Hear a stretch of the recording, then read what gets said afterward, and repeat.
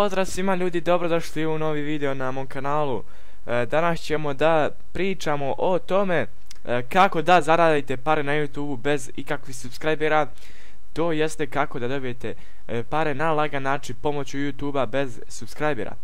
Pa da krenemo na video.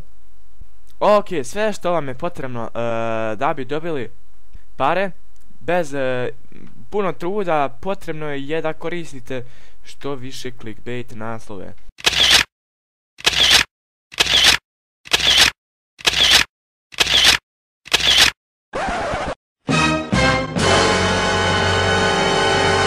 I pa ajde da pričamo sada o tome kako da dobijete pare.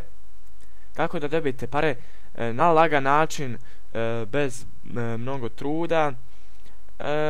Znači da dobijete pare, neće tu biti sad puno, ništa puno, znači onako mjesečno da zaradite, ali to će biti pomoću pregleda.